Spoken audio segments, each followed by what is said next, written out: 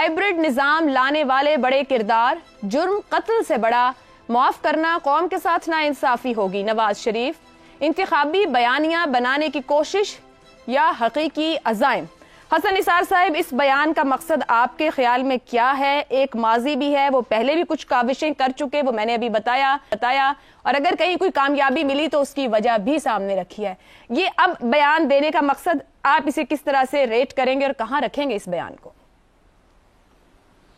मैं इसे कहीं रेट नहीं करूंगा, लेकिन थैंक यू वेरी मच आशा, आपने इंट्रो में ही किस्सा तमाम कर दिया।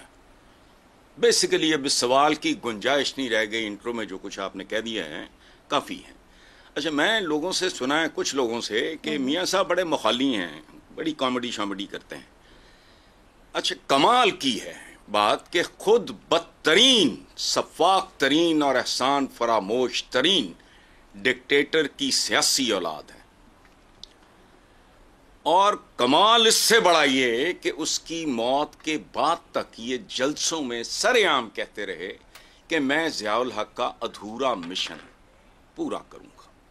वो मिशन क्या था वही जानते होंगे। अच्छा, और जब ये सौदा बिकना बंद हो गया तो ये ताजिर उसी मोहसिन के की कब्र का रास्ता तक भूल गया।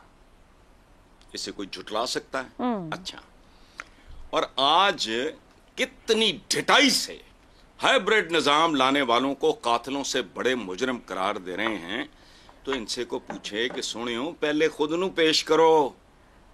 हसन निसार साहब, कतर चलाने की माफी, क्या हम थोड़ा डिफरेंस क्रिएट कर सकते हैं? 99 से 2006 को रखें, 2006 के बाद सियासी माहौल बदला भी है।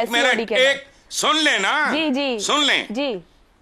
रह गया बयानिया तो वो बोगस है, और हकीकी अज़ाइम सिर्फ लेट निकालना है। जब से इक्तदार से बाहर खरबों डॉलर का नुकसान हुआ, और जो बात आप कर रही हैं फलाने फलाने, याद रखें, याद रखें, पैदाइशी नाबीने को आंखें नहीं लगती।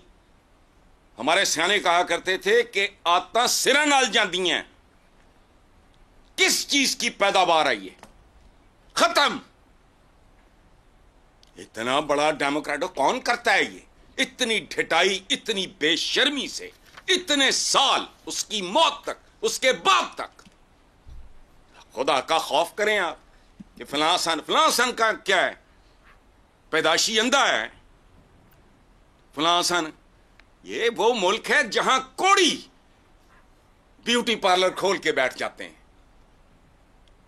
अंधे मोमबत्तियां खरीदने पे आपको कायल करते हैं। छोड़े आप, ठीक है जी, पूरी औकात होती है एक आदमी की, एक हिस्ट्री होती है, ठीक है, एक तारीख होती है, बयानिया है, और वो भी बोगस बयानिया है। ये आपकी राय आ गई। अब सार साहब, जिस अज़्म का इजहार कर रहे हैं कमर जावेद बाजवा और जनरल फैज के एहतसाब के अज़ाइम, पाकिस्तानी तारीख में एस्टैब्लिशमेंट ने साबका आर्मी चीफ्स को बचाने की ही कोशिश की है। मुशर्रफ की मिसाल हमारे सामने है। ऐसा बयानिया लेकर क्या नवाज शरीफ साहब मौजूदा एस्टैब्लिशमेंट को भी आजमाइश में डाल देंगे, या अपनी जमात के भी बहुत बड़े बड़े लोगों को आजमाइश में डाल देंगे?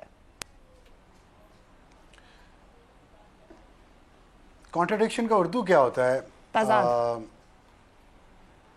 तजाद कितना बड़ा है?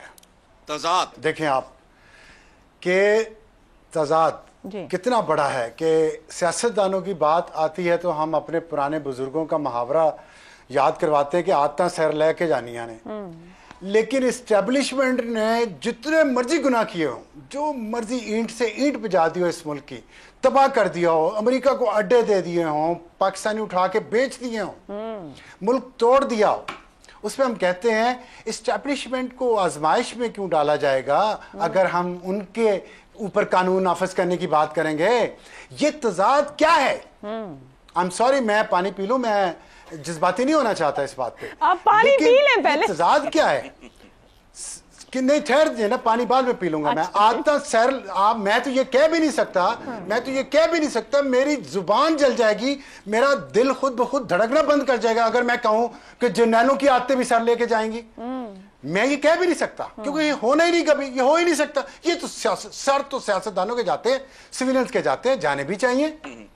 आपने बहुत अच्छी बात की है, 2006 के चार्टर ऑफ डेमोक्रेसी का आपने जिक्र किया है, बिल्कुल दुरुस्त बात किया आपने। हमें लाइन कहीं ना कहीं लगानी पड़ेगी, लकीर खींचनी पड़ेगी कि इससे पहले और इसके बाद सबने गुनाह किए हैं, सबने गलतियां की हैं, कोई भी इस मुआशरे का एक भी शख्स पाक साफ नहीं है। अगर हम बुजुर्गों की आदतों पे जाएं, आदतें सिर लेके जाती हैं, तो इस मुल्क में तमाम पूरी कौम की सरों की फसल पकी पड़ी है, काट दें, वरना एक जगह लकीर खींच दें कि आज तक जो हो गया सो हो गया, कल से ये नहीं होगा।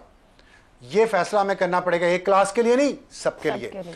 और जो 2006 के बाद, चले हम 2006 के बाद भी नहीं आते बदली लोगों की, बहुत कुछ तो बेहतर हो गया था। मैं तो कहता हूं कि आप ये पिछले 15 साल है ना, पीटीआई ने हुकूमत कर ली, मुस्लिम लीग नून ने कर ली, पीपीआई ने पीपल्स पार्टी ने कर ली, एमक्यू हमारे के साथ रही है, एएनपी भी साथ रही है, जेयूआई भी साथ रही है, बलूचिस्तान की जमातें भी साथ रही हैं। तो चले 2008 से कर लें, पोस्ट मुशर्रफ एहतसाब शुरू करें, कहीं से तो करें। वो भी नहीं करना आपने, तो फिर ये आते हैं ऐसे नहीं जाएंगे। ये एक पार्टी को, सियासी जमात को शिकायत रहेगी कि लेवल प्लेइंग फील्ड नहीं मिल रही, और दूसरी सियासी जमात को अब साहब कतर कलामी की माजरत, थोड़ा सा सवाल आपकी बात कोई आगे बढ़ाते हुए, क्या नवाज शरीफ साहब उसी हकीकी अज़्म का इजहार कर रहे हैं, वो कर लेंगे ये सब? अगर अब सवाल पर बराह रास्त आ जाओ, ये उनका अज़्म है, इंतखाब भी बाद में, एहतसाब पहले, ये भी एक नारा आया था नून लीग से। अज़्म तो है, ये मैं जाती तौर पे जानता हूं, और वो पिछली दफा भी करना चाहते थे। बात ये कर सकेंगे कि नहीं कर सकेंगे, देखिए पिछली दफा ये हकीकत है, और ये मैं इसमें कोई ना बयानिया है ना कोई एनालिसिस है, मैं हकीकत हकायक बता रहा हूं आपको कि जनरल राहील शरीफ ने और फिर उसके बाद जनरल कमर जावेद बाजवा ने पूरी जिंदगी का जोर लगाया अपनी जान का, जब नवाज शरीफ ने जनरल परवेज मुशर्रफ के खिलाफ केस शुरू किया, पूरा मीडिया उनके खिलाफ हो गया, पूरी जुडिशरी उनके खिलाफ हो गई। इमरान खान धरना लेके 2014 का कोई बहाना, कोई मतलब नहीं था उस वक्त। 2014 के धरने का 11 महीने हुए थे हुकूमत को, वो धरना लेके इसलिए आए यहाँ पे कि परवेज मुशर्रफ के खिलाफ केस ना चले, नवाज शरीफ की पार्टी के अंदर उनके घर के लोग उस के खिलाफ थे कि कोई केस चले। तो इसलिए मैं वो कह रहा हूं कि अज़म तो उनका अब भी है, लेकिन अगर वो इख्तिदार में आए, अगर और आके क्या उनके इर्द गिर्द जो लोग हैं और जो इस्टेब्लिशमेंट है, फौज है और अदलिया है, क्या वो उनको देखिए, मुझे एक जो वो बात खैर अगले सेगमेंट में होगी, जिस तरह आसिम मुनीर साहब कोशिश कर रहे हैं, अगर ये कोशिश इसी तरह करते रहे और काजी फायजी साहब अपने इदारे में कोशिश करें, तो मेरा ख्याल है फिर आगे बढ़ा जा सकता है। और मीडिया को भी अपने ऊपर कोशिश करनी चाहिए, और पार्लियामेंट जब नहीं आए तो वो भी कोशिश करे।